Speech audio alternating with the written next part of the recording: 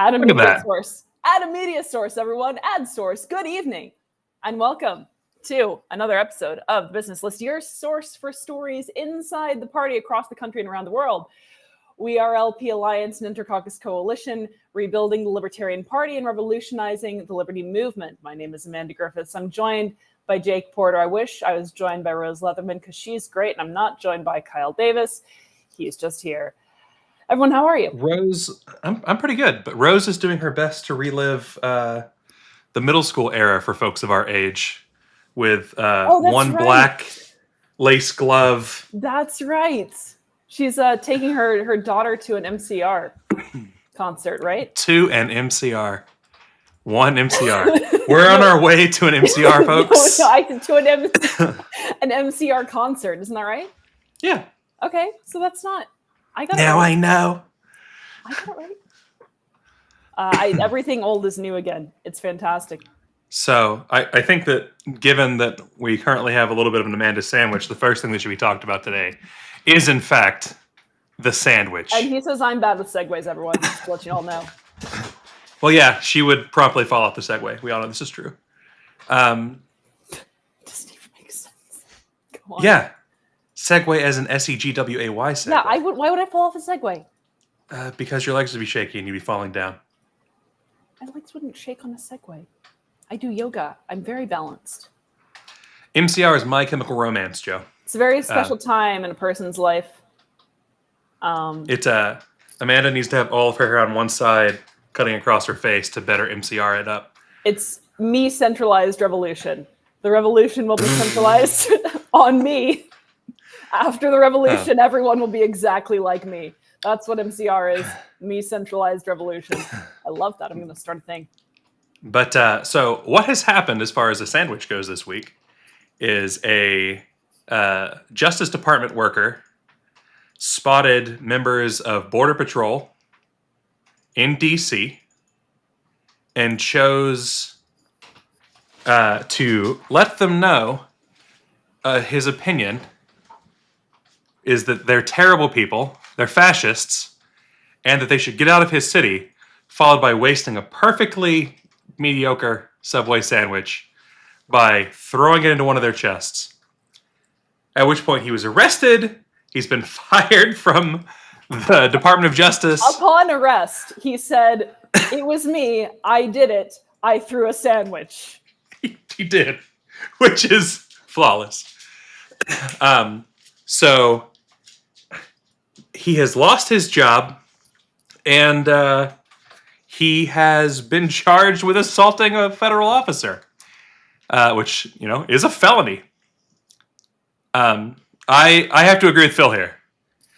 Give the LP you're tired, you're poor, you're huddled masses yearning to throw sandwiches at feds. It's exactly what I said when Kyle, not exactly, but it is what I said, the spirit of what I said when Kyle told me this story. I said, this person should have a lifetime membership to the Libertarian Party. And, it's true. So that's what we're working on this evening. So, if you want to help with that, this is better. Now I have a Kyle sandwich. It's better for me. How's it going, Jake? All right. So, yes, apart from the just general question, should more people be throwing sandwiches at Customs and Border Patrol agents? There was, I think there was the accusation, was it Pam Bondi or was it Janine Pirro, who said that this was an instance of the deep state lurking in Subway shops, trying to accost border officers. Why are they even in the Subway? Well, I thought the deep state assassinated people. I didn't know they threw sandwiches at people, so I guess they just don't have this power they once did. Downsizing. Yeah. And Subway sandwiches. Clearly, Trump's plans have been working. And I realize that, we usually save media sharing for solidarity things more than anything else. But LP Louisiana has been having a great time with this today. Make-A-Wish, we just might make it come true. Abolish ICE, live free with a Subway sandwich wrapper. Flawless. A good armed minorities are harder to oppress. But then this is peak right here. These sandwiches can jam police equipment, hamstringing officers, putting the U.S. in a pickle. Only the Trump's Fed can cut the mustard, putting a wrap on crime. It's time to make these criminals toast. Only a federal takeover can give us small government and local control. No child should have access to high-capacity cop-killer PB&Js. Join Pam Bondi in getting these deadly foods off of our streets. Man faces felony assault charge for tossing a sandwich to federal agent. And I know that even some of our viewers like to whine about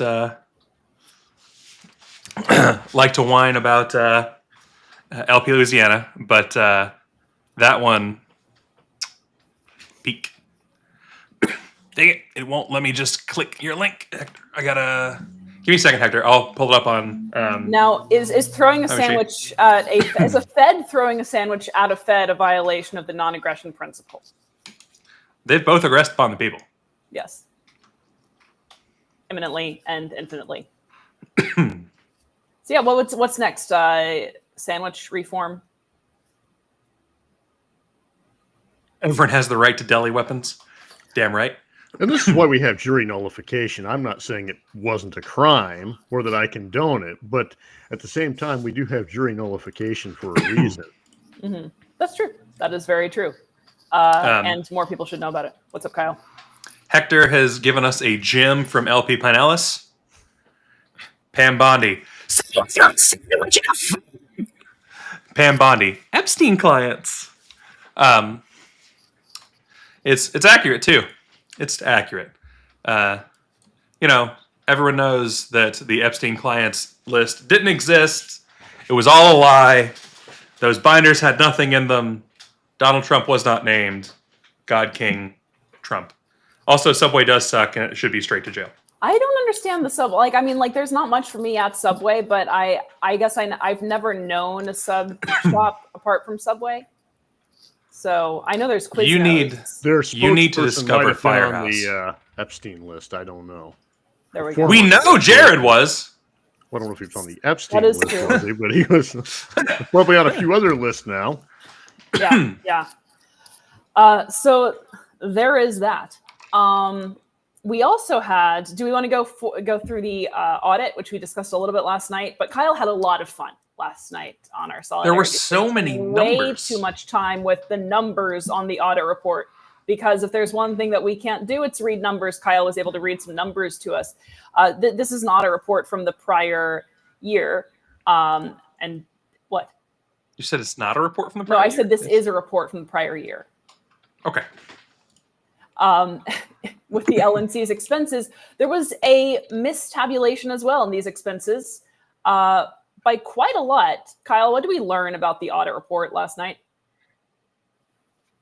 Somehow, with the method that the LNC in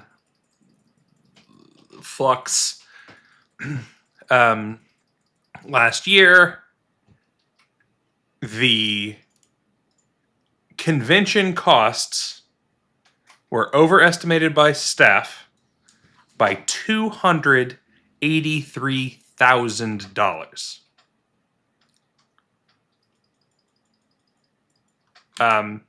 Which is incredible. It's explained how this happened. It's explained whose fault it is. Again, I believe heavily in zero fault environments for businesses because this is a process problem. Sorry, Angie. It was overestimated by $280,000. You're right. It was stated on the previous audit reports that the convention and event expenses cost $762,000. In reality, on the new audit, it's $478,500. So, $280,000 difference. It's wild. One thing we saw as well, though, was on some expenditures. You would expect to see a lot of money spent on candidate support, things like that, where there was the sums were very paltry compared with advertising and other special projects that were not disclosed. So this is an audit report that kind of shows that there was much more money being delegated places. We still don't exactly know where and for what reason. So I think one of the major questions that comes out of this is how to avoid financial mismanagement in the future, given it might include structural reforms, but how to make sure things like this don't happen again and that things like this aren't kept from the membership again.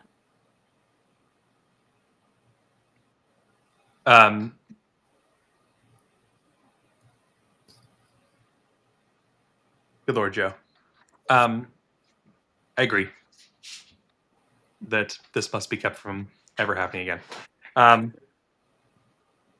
It was not allocated to Harlow's. So we got a gift back from the convention that still got spent. We still found a way to lose hundreds of thousands of dollars last year. And we lost more membership and we lost donations. It's not good. So how is this avoided in the future? My personal suggestion, as someone who likes math way too much, is to have a chair that can count. A chair that can That's. count. In the I past, think the chair could count. I think the chair was only able to the dollars that she stole.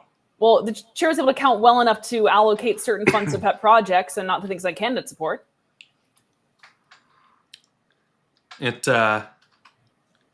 So to answer Truth's question here, because it's actually the other half of what we're talking about in this, an independent audit was done on the entirety of the LNC to show that the audit numbers are correct, how they were used, and how they've been filed, and nothing, in fact, went to Karen Ann Harlow's.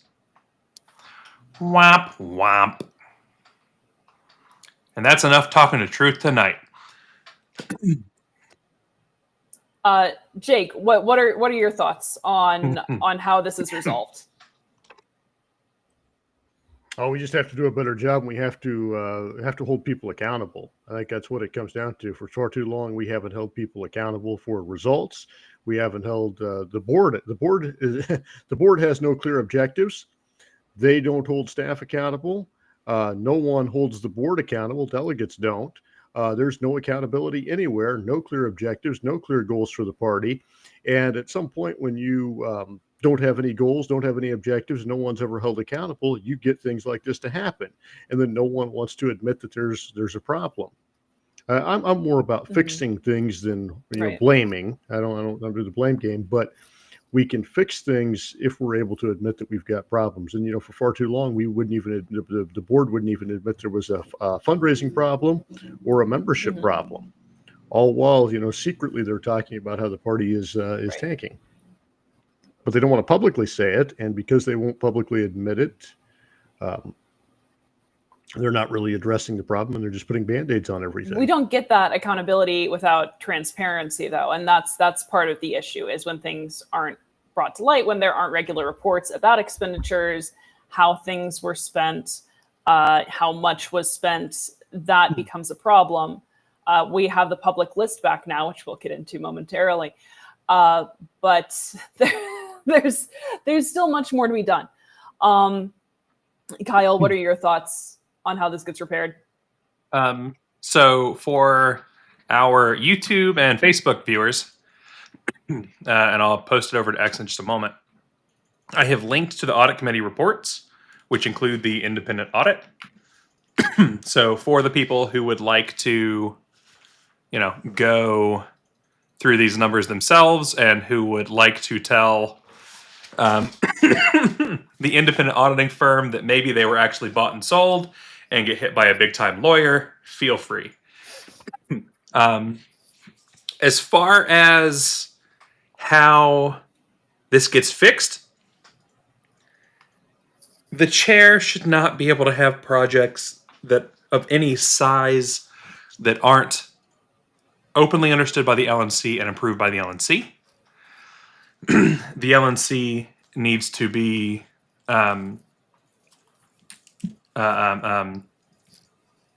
accountable to the people. So the membership needs to be able to have something to do to the LNC if things are going wrong. The membership needs to have a way to deal with projects that suck, that lose shitloads of money, and end up being an RFK rally.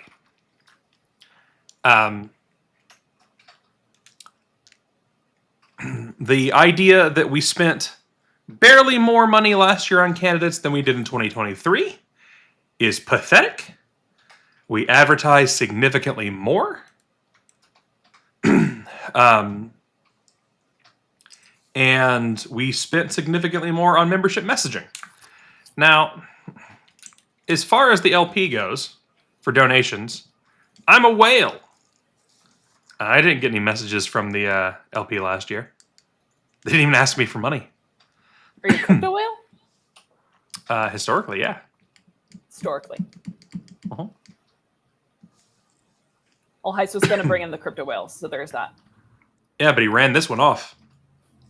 There is also that. Yeah. Yeah, I had a former staffer basically tell me off, get mad, and block me on Twitter for some, just some common sense messaging. I thought, on plans of how the party should run. Didn't like it and just blocked me, and then turns around and asks me for money. Well, I'm not likely to give whenever you do that. That's not how you attract donors. I'm willing to have a conversation with someone, but to do that and to act that way, or, like a former at-large representative told me, bye, bitch. Well, you know what? I'm not going to give you any money or time whenever you treat me that way. A lot of people have been run off for stuff like that. Yup. Yeah, it's a the issue of driving out kind of small dollar donors, which every member of the LP is by default, right? Like you're a small dollar, at least given $25, right, to the LP, in favor of people who can buy the party is not great, and points to, I think, a larger issue with trying to court large donors at the expense of actually being true to platform and principles, which should never even be in question. The advertising, I don't know where it went. I didn't see any LP ads. Maybe it went to the crypto whales. Maybe they were targeted. Still did not show up. So there is that. We do have news from the actual, well, not the fake business list, the one that the LNC sends out, the public list. So last night there was a bit of a kerfuffle begun by Austin Martin, who during Sunday's LNC meeting did raise the issue of the audit and the question of transparency. Writes again, aloha, my colleagues. I do love beginning with aloha. It is with great sadness that I must... It begins and ends with aloha. It's perfect. It does, because aloha means hello and goodbye. It is with great sadness that I must bring this issue into the daylight, but secrecy does not serve the LNC in this most serious matter. As has happened with other members in the recent past, I have tried to report these issues internally in compliance with current LNC policy, even before such policy was adopted, but my reports were ignored. I bring this matter to the attention of all because I'm genuinely concerned for the LP and want to see us thrive as an organization. As such, I take our reputation with great seriousness and intend to protect it. He cites the conduct policy. So this goes on where he is essentially saying that there was some kind of cover up in the audit. Stephen Akela responds that Austin Martin has violated the conduct policy. Says the conduct policy you reference specifically protects my activities, saying in relevant part, this does not discourage explaining their disagreement to constituents, nor attempting to change such decisions through proper means such as lobbying for policy or bylaws changes and judicial committee appeals. After properly reporting the ethical issue to various LP officers in the presence of counsel on multiple occasions and an executive session, and then waiting for an appropriate length of time for them to respond, I am now exercising my right under the Whistleblower Protection Clause. It is likely that any perceived violation of this policy in regards to this matter would fall under the Whistleblower Protection Policy and would not be actionable for enforcement.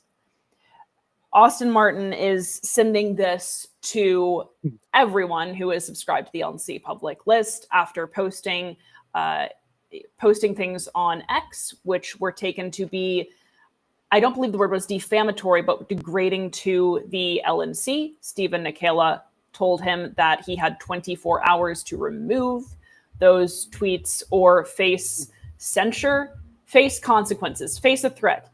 He would threaten him if this did not cease. So Austin Martin pulls in several people into this email thread, including Paul Darr, who writes, Kyle, do you have that, by the way, Paul Darr's response? I do. It's right in front of me. Okay, go for it.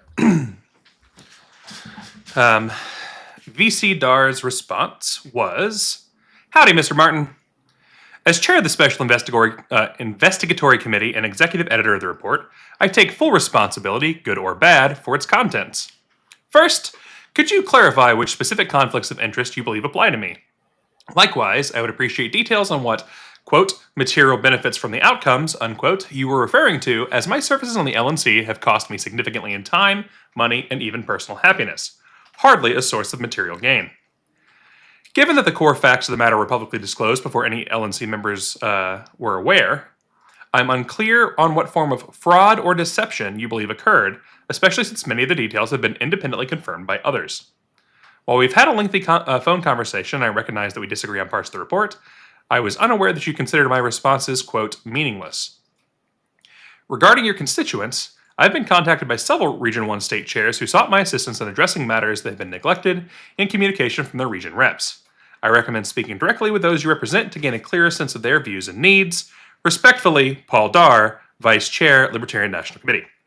Which, the way I've seen this put best is that was the meanest email possible, written only in a way a Mormon could write. I think that's about right. Stephen Nikela responded, explaining the difference in censorship and censure. Which was kind of funny. It was. And then Andrew Chatterton has responded, and I'm going to read this one too because it's a short thing, and I actually wanted to make a point about it because I think that Mr. Chatterton is making a large mistake here. Mr. Darr, the Region 1 team has set up very clear channels for feedback with our chairs and have been very responsive to issues raised in them, as well as been proactive in informing the chairs of upcoming business and seeking input on it. If chairs do not raise issues in those forums, we cannot react to them. Your allegation is particularly interesting given your deployment of the claim in response to the concerns that have been raised by Mr. Martin and not before. Have a good evening, Andrew Chatterton. This one's a mistake. How do I know this one's a mistake? Because I know some of the Region 1 chairs and talk to them routinely.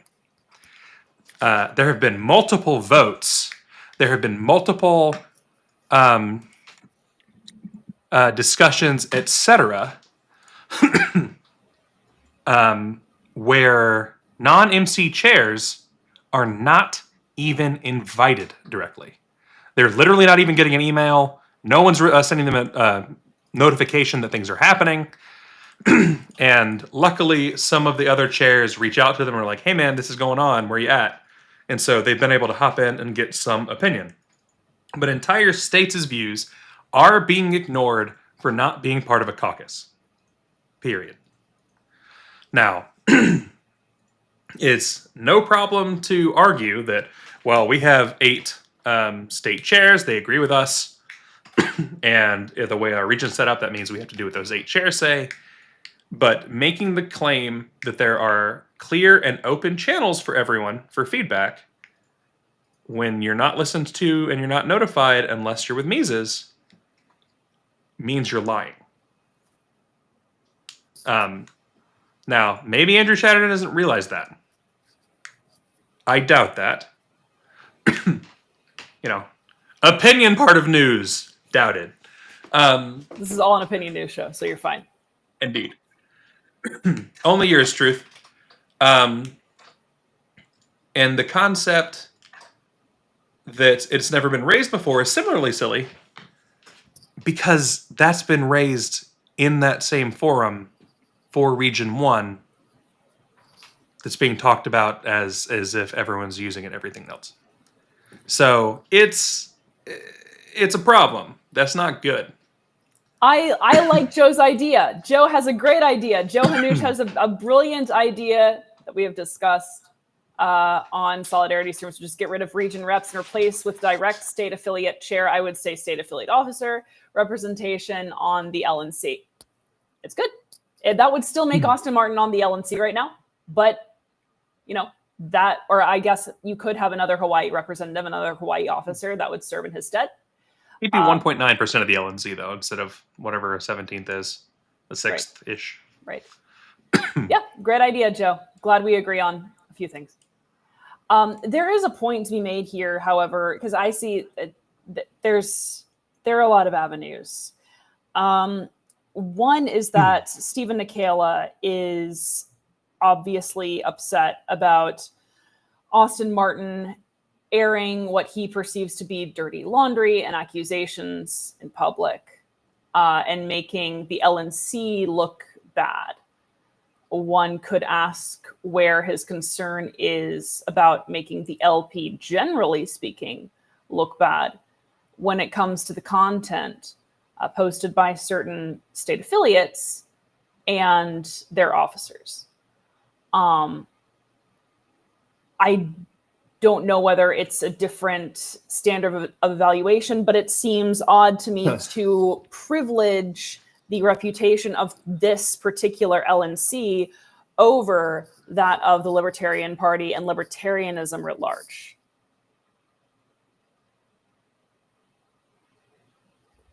So what gives? Well, one of the things that I want to go back to is he just lists people's names and say there's a conflict of interest, right? So Austin Martin never tells us what the conflict of interest is, how they've benefited from this.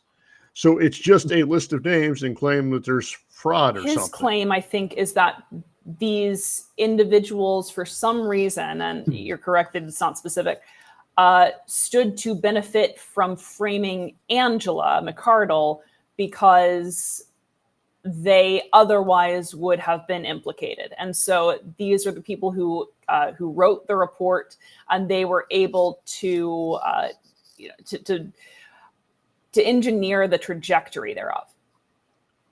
Well, here's the other thing. Angela McArdle has made no public reports about this. She's made no lengthy statements, no interviews about this, other than to say GFY and you're lying. Other than that, she's not made any real statements on this. She has admitted that she established Freedom Calls, that was their company. So that's a fact. That's a known fact. And just because somebody might benefit on the committee or the board doesn't mean there's necessarily an inherent conflict of interest in there. I mean, nobody knows who's going to get bumped up to chair or bumped up to secretary or at large. You don't know that from the very beginning. I don't think that was the intent of this committee or this report. And just because there is, that still doesn't change the contents of the report. You could argue that maybe somebody should have disclosed something, although he's not given us any evidence of that. But that doesn't change the contents that is in the report. Yeah. So I don't know what his complaint is. And his original complaint was he didn't have time to read the report, right? It's been 66 days. I wonder if he's ever read it yet. Trying to get people to read it themselves when we have content on it, Jake. With funny voices. You can listen to the LNC special investigatory. I don't know what kind of funny voices we would possibly have been doing, Amanda. How about a podcast where we just read the LNC email? That would be fantastic. And the strange thing is, I'm sure that enough people don't have lives that they would actually. He's not in a suit. My goodness. Hello, Sam. How are you doing? Shabby. How's it going? Pretty good. So in case you didn't catch it, we were discussing the email scuffle between us. Yes. I saw the email thread.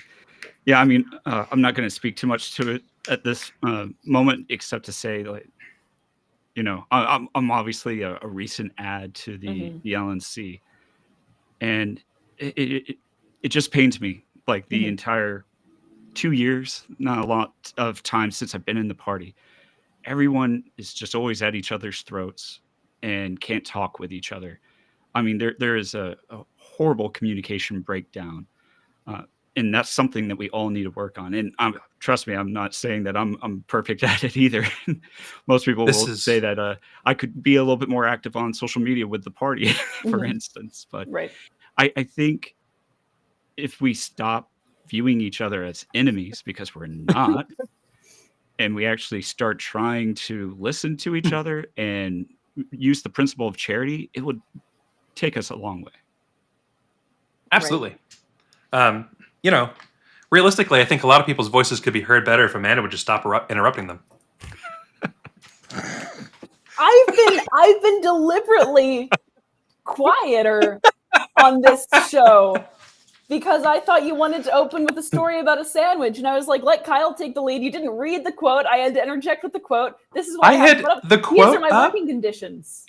I had the quote up and intended to lead into it at the point where the arrest had happened, and Amanda was ready and interjected. And I thought it was cool. It was me. I threw a sandwich.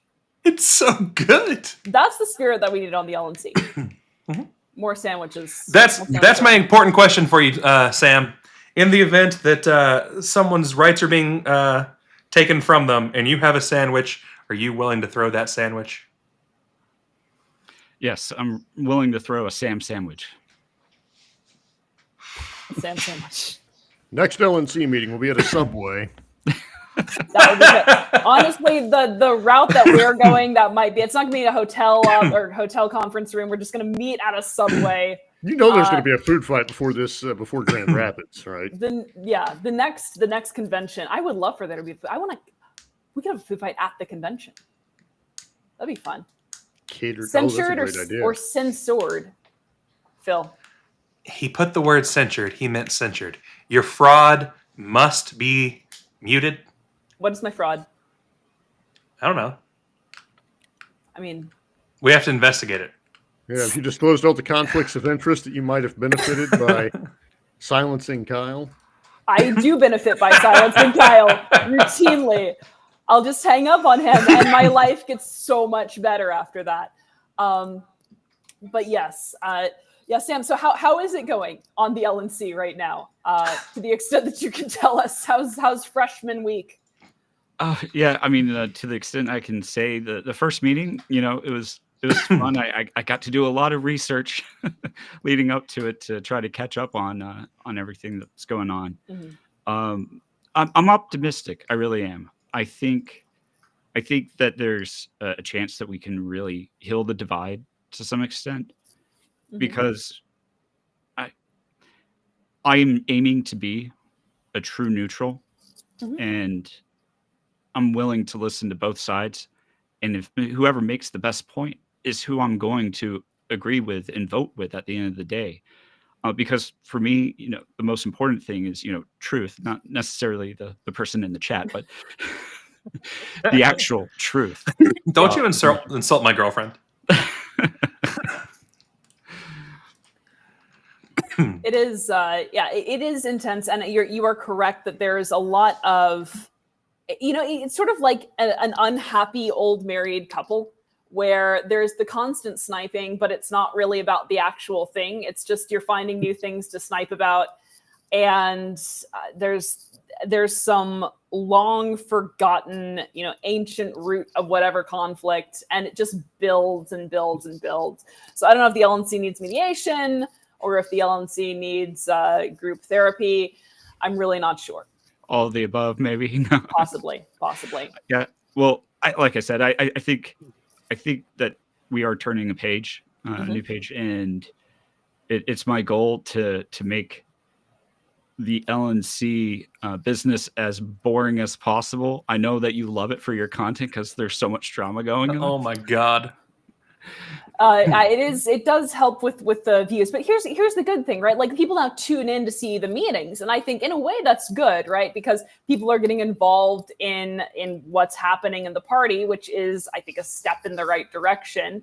Unfortunately, what brings them to that involvement is the drama. But if we can then heal the drama and then keep that involvement, heal the drama through other people's involvement, then it's a win-win. Yeah, absolutely. You know, I think that the saddest part of all this is that I've talked to not all of the other members of the LNC, but I've spoken with a decent amount of them at this point. And of course, other people from the party like yourselves. And I mean, it's hard for me to think of a single person. And I know there's maybe a single person that you guys have in mind, but it's hard for me to think of a single person that I don't like on some level. I think that we're all such amazing people, but so many of us let our baser sides, the sniping, kind of just get in the way. Fuck you, Sam. My religion, my religion makes me try to see God in every person, and a lot of people on the LNC make that really, really difficult at times. But no, I do appreciate that comment though, because you could see this years ago. I think, particularly in the past, I served as an alternate to the LNC from 2008 to 2010, and I thought it was hell back then. Having people fight the way they did. It's nothing like it is today, though. But a lot of that was we agreed really on just about everything. Maybe not 100% on the direction where the party should go. But at the end of the day, these people weren't sabotaging us. They weren't intentionally trying to hurt anything. We had disagreements, a lot of which could have been talked about. You didn't have 100% caucus line voting either. You would have people that would break away on specific issues. That has changed in the past several years, and it's not been for the best. And when you've got factions of a committee that won't talk to each other, there's a real problem there. Yeah, 100% agree.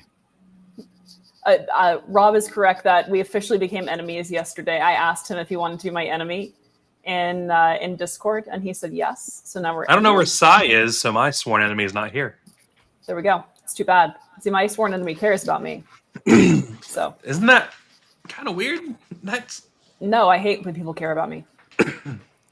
That's fair. Yeah. Should only care about the party. No.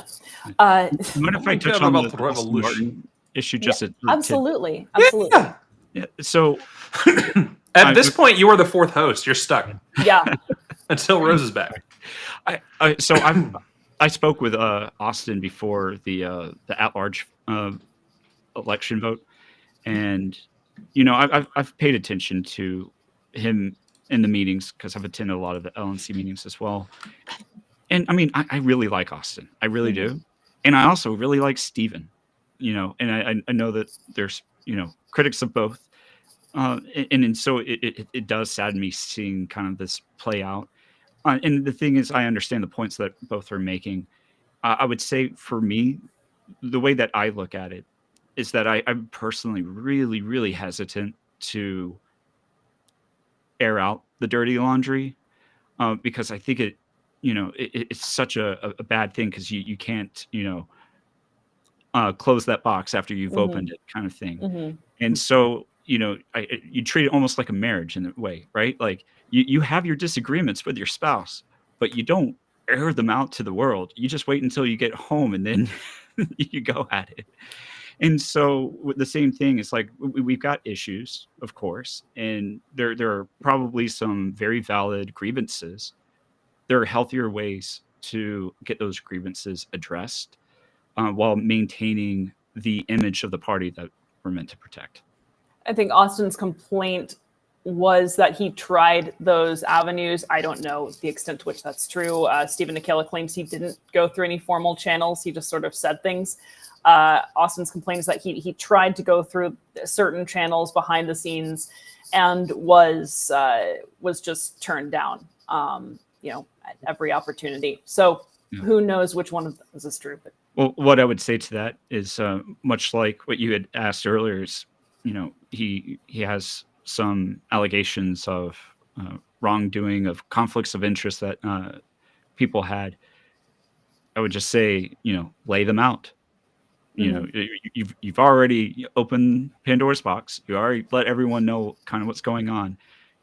If you tried to communicate and it didn't go anywhere, and you made a good faith effort, you should have the receipts to back it up. Yeah, I mean, can you imagine if I'd have done that with Freedom Calls, right? Just sitting there, it's like, oh, I found something that's really, really bad here. LNC should do something about it, and never release that report. And that would just be it. I'd just say, look at these fools not doing a damn thing about this. Embezzlement going on, won't do anything about it. It wouldn't go anywhere. And you're right. He's already listed these people, and he needs to just put up what's there. In his defense, I think that he believes there's something there. Yeah. Oh, I absolutely 100% agree with you on that. I don't think, I know some will disagree with me on this. I don't think that Austin is coming at this in bad faith. I don't think that he's just trying to do, political gamemanship type of things. I believe that he honestly believes what he's doing, most of the time. I don't know him, well enough to be able to, assert that as fact, but that's at least what I believe. Right. It, Austin joined the LPA server. Austin believes in a lot of the same things LPA does and believes in the solidarity things. Yeah. We appreciate that. We've talked with Austin multiple times, we being, in this case, Amanda and me. Jake hasn't. Jake stays out of it. No, I've talked to him on Twitter. It's not been, not always as easy to deal with as you guys are. He and I argued on Twitter a lot, to the point that I told him that if I had to, I would literally fly my fat ass to Hawaii and lobby against him to make sure that he lost share. We have talked since then, and we don't agree on everything, but I think it's at least to the point where we have respectful conversations and everything's good. Well, Kyle, if you want, you can send me to Hawaii, and I will personally lobby to make sure that he is not chair. I would be happy if you're willing to fly me to Hawaii. I will do that. I threatened. I'm willing to make. I threatened to airdrop Chase Oliver on Hawaii. That sounds fun. Sam, Joe wants to know who your favorite LNC member is and why is it Noda? Well, I mean, this is going to be such a politician answer, but I really enjoy all of them. I mean, I don't know every single one of them, so I'd say those are maybe not my favorites just because I haven't really had a chance to meet them. But all the ones that I've talked to, like I said, I think they're all amazing people, and I'm just hoping that we can get to a point where everyone gets to see that side of everyone instead of the not so nice side. This is more on the Noda subject. We've gone back and forth about this too, and Kyle has strong opinions on it. Is Noda a concept or a candidate? Interesting. Nope. Yeah, I know we treat it as a candidate, and we even do nomination speeches as if it were a candidate. I would say that it's, at the end of the day, a concept, though. Mm-hmm. Kyle, what was your take on Noda? The concept or I believe that it is a candidate with special rights, which you and Ken pointed out as a conflict that's more of a concept. And I just like saying that everything's a concept. So yeah, or a construct. Mom's a concept. She is. Yeah. Jake, is Noda a concept or a conflict or a concubine or conscript? Concourse. Noda is a good concept. Conch shell. It is something that we should always have as that option. And I mean, I can remember when Noda won the national convention, right? We almost elected a 14-year-old girl as chair once as a protest vote, too. Interesting. Back in the 90s as a protest vote. I did not know this. Somebody put his daughter up, and she damn near won because people were just, I guess, frustrated. Old LNC. Do you have to be of voting age to be chair? I don't know think there's a specific requirement of that in bylaws. There is not a age requirement to be in the LP. Yeah, there we go. JJ, who is a much better parliamentarian than I will ever be, points out that Noda is similar to the postpone indefinitely. Is postpone definitely a candidate? Could be. I mean, a concept can be a candidate. Like if you're voting for the concept, then it becomes a candidate. Yeah. This is kind of reminding me almost of the conversation. Is Bitcoin a commodity or a currency? I edited a policy analysis on that. It was actually just more about crypto in general, but whether they were securities or commodities in the good old days. I still can't recall what the conclusion was, but yes. You must be a sustaining member, a fellow member. Yes. We do have a final news item that we wanted to get to, which is the fact that Donald Trump and Vladimir Putin are having don't like halfway do a Russian accent when you say someone's name, guys. I just learned that because it sounds really dumb. It sounds more stupid than if you were to do the full Russian accent or just to do it Americanized.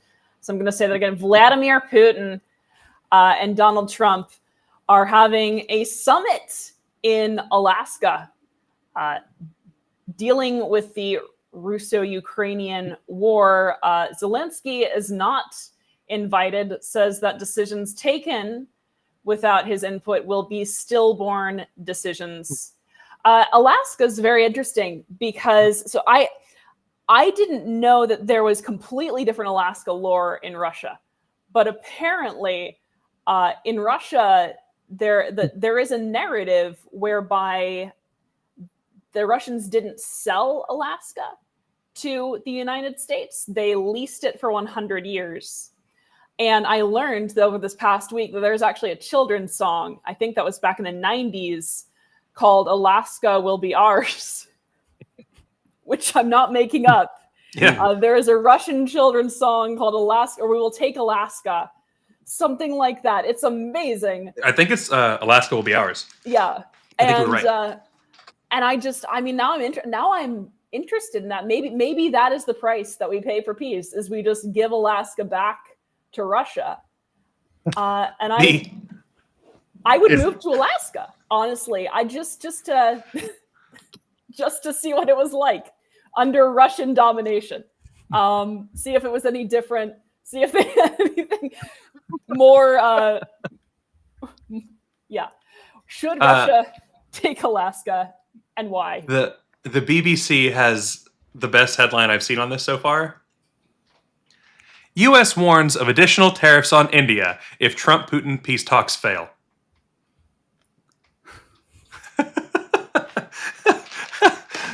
Ukraine and Russia are at war? Fuck you, India! It's like a child throwing toys. Just whatever we can do.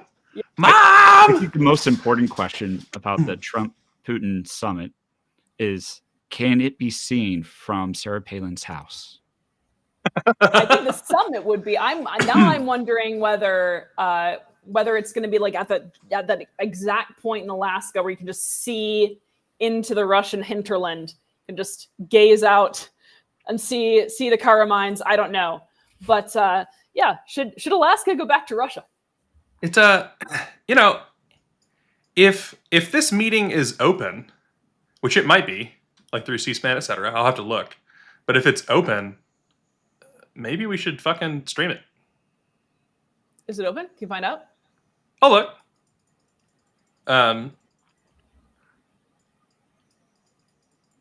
But yes, so, Alaska will be ours. LP Alaska is going to have fun with that one, I think.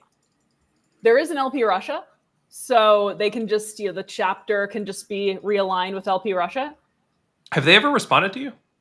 I need to write them back. Gotcha. Okay. Yeah. So they're gonna fall. Yeah. What? Rob says they're going to fall in love. It's too late. Yeah. Well, for one of them at least. Horn says, last I heard it was closed. Trump agreed to do press after, and Putin wouldn't say if he would either way. Trump also claimed he would immediately call Zelensky afterward, but that Zelensky could attend this meeting, but he's been to many meetings, and thereby he's probably not coming to this one. Yeah, I wouldn't want to. And, Trump did say he was going to Russia.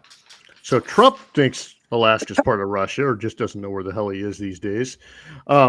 If Putin asks for Alaska, there is less than a zero chance that Trump just says, "Oh yeah, go ahead and take it." There's also less than a zero chance that libertarian commentators and podcasters don't go out there and say, "Oh, we've got to avoid the world war that's going to come. Just give it to them. Give it to them." That will also happen. My prediction. Yeah, it's simultaneously not America's war and also America's responsible for preventing World War III. Right. Instead It's of both just of saying them we should at once. just get out of all this, they want to take Russia's side. It seems many of them. I don't get that.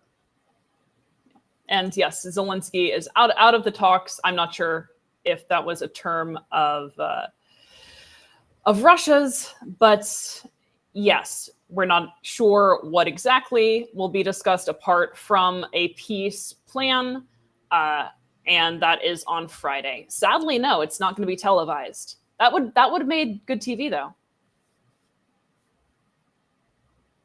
What? It would. It would. What? Trump does give entertaining speeches. I mean, remember the speech he gave, the riveting speech he gave on Arnold Palmer? I mean, Arnold Palmer, you've heard about him, right? He was all man. Yeah. He showered with the other male athletes. They said, "Oh my God." It was like a 20-minute speech on Arnold Palmer. Donald Trump's a weird dude. You'd give a longer speech on Vladimir Putin, and that's partly because that's what we're waiting for. Think of the South Park videos that are going to come from this. Rob, that can be taken in a number of ways. But okay. That's why I threw it up on screen. I'm strangely turned on. I don't know what to do.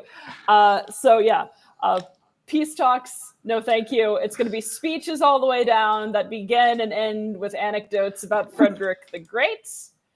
The revolution, that is literally the tagline for the business list, is the revolution will be televised, Dave.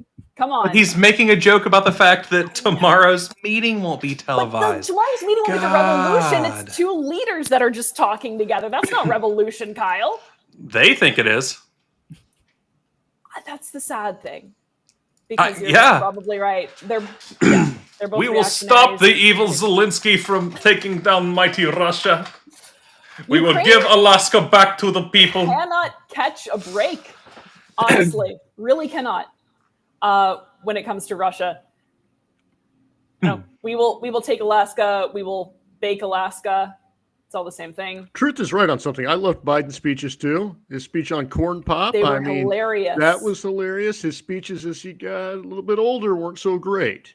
They weren't funny. They just meandered. They didn't really go anywhere. I like his speech about how he beat Medicare. Yes, that was good. I was very happy to learn that we beat Medicare. Kyle.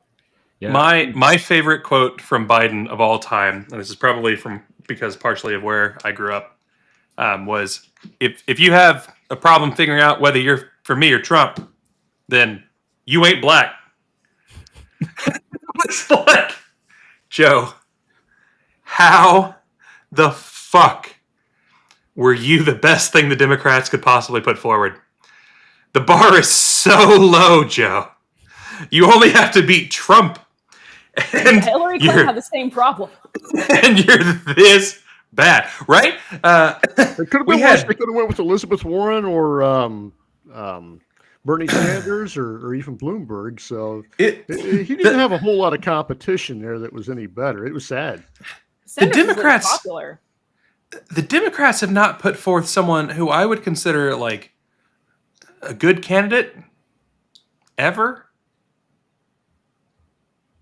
Was Bill Clinton a good candidate or a Democrat? He was a Democrat. Do you consider him a good candidate? For Democrats, he was yes. good. He was a good politician. Yes. Yeah, I was about to say that, like, the Democrats do put forward good politicians that can actually get elected. I mean, Obama was one of them. Obviously, yes. But if you're saying good candidate as in like good for the country, that's a different. Yeah. It's I would argue that Bill Clinton was good in the same way that Bill Cosby was good. I don't think that's a good thing. I think this is not the New Hampshire podcast here. Shout out to Jeremy Kaufman's opinions. We wanted to close by talking about some of the articles that we've had in the Torch, because one thing that we want to do is we want people to submit to the Torch, and we want to credit people who have written awesome stuff. And we did have a bunch of awesome stuff this week. Hody Johns is amazing. Hody Johns will write about what's actually going on outside the party, and will frequently talk about the Trump administration's policies. This past week, wrote an article called "It's Not Just Tariffs. Trump's Soviet price controls hit grocery stores." I know what you're thinking, Amanda. I thought you loved Soviet price controls, but I don't love it when they're done badly. And Hody Johns writes about how badly they are done. It is very, very well done, his article. Check it out. Robert Yates had an amazing piece as well that also featured in the LPNC newsletter about how Donald Trump has finally prompted... What? I accidentally removed Jake. Oh. But now it's fixed. Ousting Jake, about how Donald Trump has finally released Thomas Massey's powers. Thank you, Donald Trump. We have finally released the Massey by Robert Yates. So all about how Thomas Massey is finally finding his footing as one of Trump's few oppositional voices within the Republican Party. Charlie Larkin has written about office holding in the Libertarian Party and the governance of membership. Charlie is thinking about various policies that can be implemented in order to make governance in the LP better, and who should and who should not be an officer in the LP. Very, very good read. Bill, and I don't know how to pronounce his last name. Is it Sear? Sear, yes. Bill Sear wrote an article we just published today that I very much enjoyed about the LP's old age crisis, about how, for really no good reason, we are losing the battle for younger voters and how to fix it. Very, very good ideas, very solid points, and it is well worth a read. I also wrote a couple things. We must be hip, Daddy-O. By being totally tubular, we'll bring in the kids. Exactly. And I have 2 articles as well. Nobody cares. But you should read them anyhow. Her 2 articles combined are more than anyone else has ever written total for the Torch. Or just total in the history of the world. It's the Library of Alexandria times 5, everyone. It's not quite true. But there is a critique of the non-aggression Amanda will pledge. be releasing all of her articles as scrolls available later this year. There is so that they can be placed in the Library of Alexandria. Brief critique of the non-aggression pledge and what it could possibly be replaced with, and a longer piece on Machiavellian individualism, framing Machiavelli as an individualist political theorist. Check out the Torch, check out the media there, and contribute to the Torch as well. Closing thoughts, everyone. I want to speak about the coffee prices. You go in, you look at what the prices happen to coffee. It's too bad they're going to start cutting it with fentanyl just to get the prices down. It's that bad. You write a coffee price article. That'd be amazing. Well, right. You know, I'm going to have to take up a different addiction, such as hard drugs, because coffee has just gotten too expensive.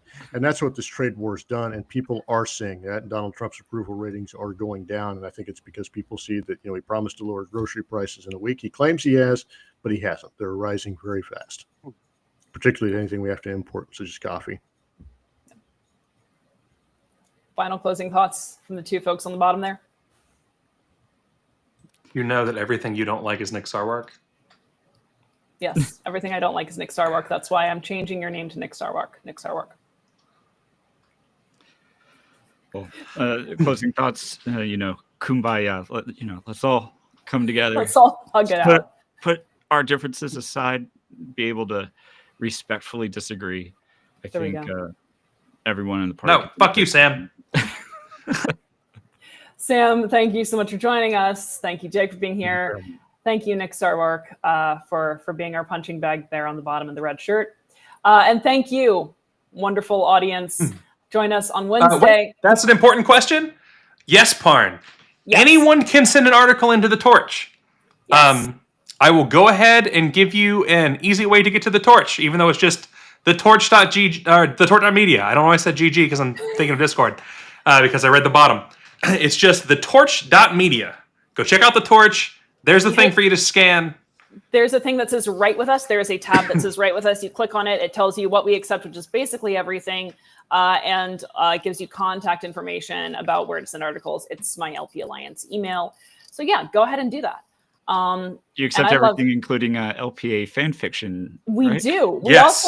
That's right. Thank you. We are also accepting, for reasons that are myriad and complex, LPA fan fiction. I have made a pledge that if it is readable, we will publish it. And it can be fan fiction about anything related to LPA. So thank you, everyone. Join us on Wednesday for a Solidarity stream. Join us on Thursday again for the Business List. And until next time, we are the Business List. We're gonna say anarchy.